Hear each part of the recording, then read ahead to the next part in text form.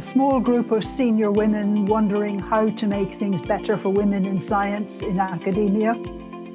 And we floundered around, and then one of us, who's quite a good psychologist, said, you know, heads of universities, they're competitive guys.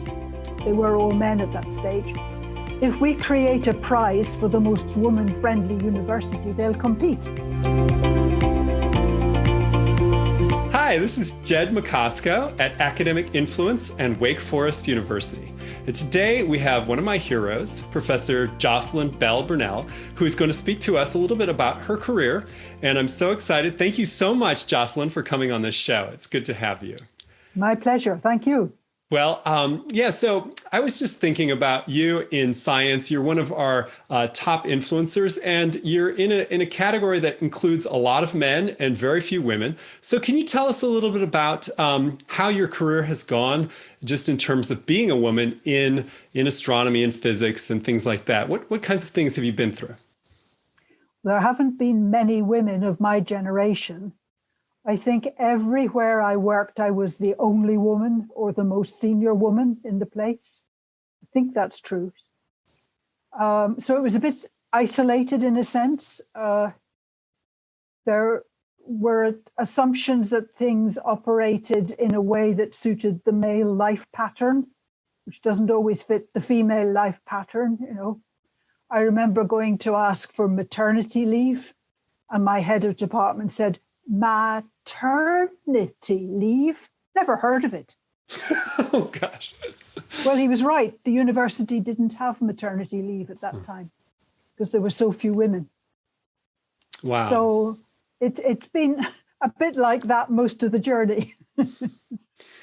But you've enjoyed yourself. I mean, from the very get-go, when you first discovered pulsars, I mean, what was that like, being the one who discovered it and turned out you were a woman? Did that give people jealousy, or how did that go down? It produced some interesting interviews after the discovery.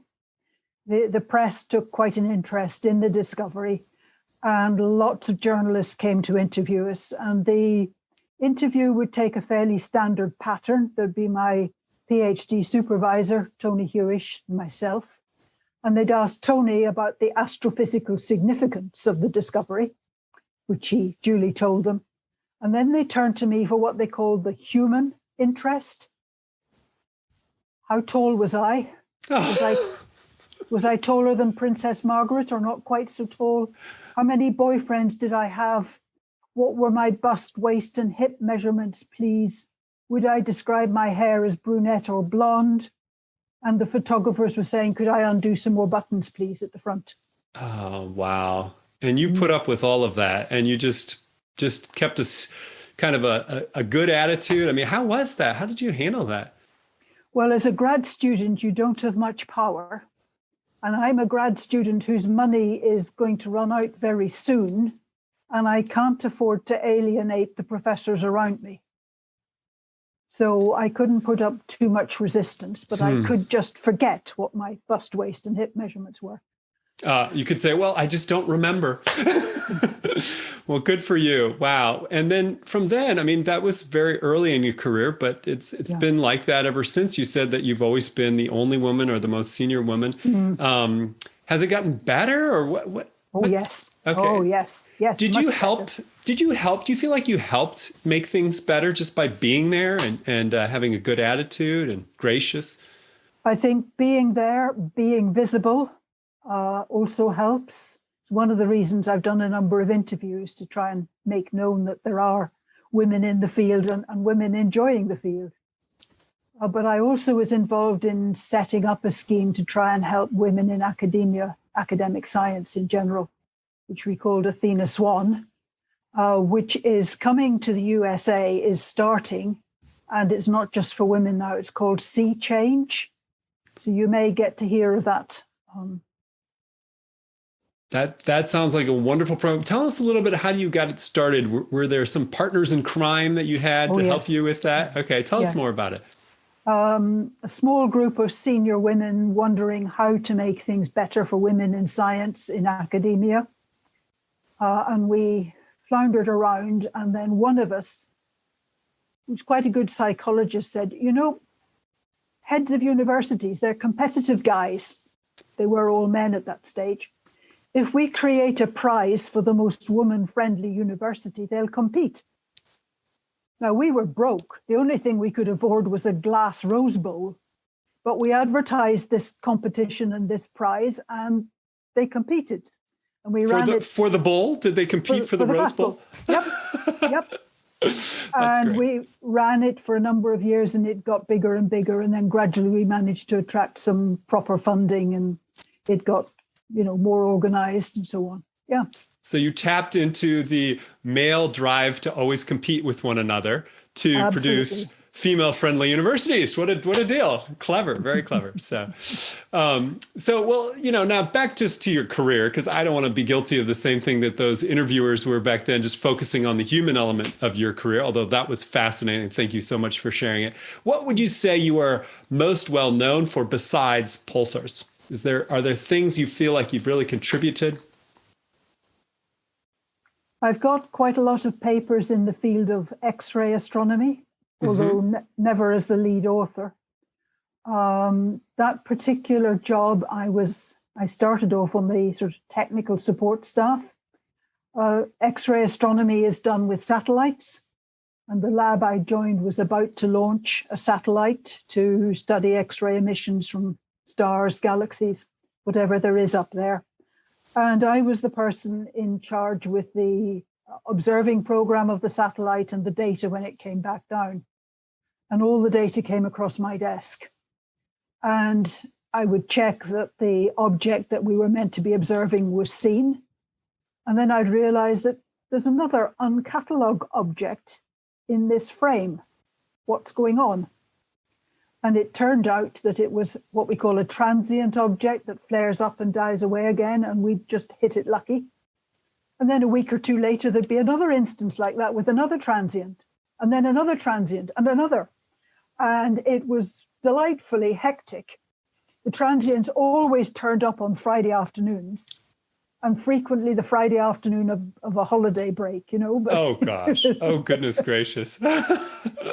It was fun. It was fantastic. Oh, so good. We were right there at the cutting edge. And these transient objects, what were they, for people like me who I do biophysics, so I don't do astrophysics. What were they? Well, quite a lot of objects in X-ray astronomy are pairs of stars that are orbiting each other. One has more gravity than the other and pulls stuff down onto it. And as the stuff comes down onto it, it gets hot and shines in X-rays. And so the X-ray telescope sees this object and maybe some signs of this one, but maybe not.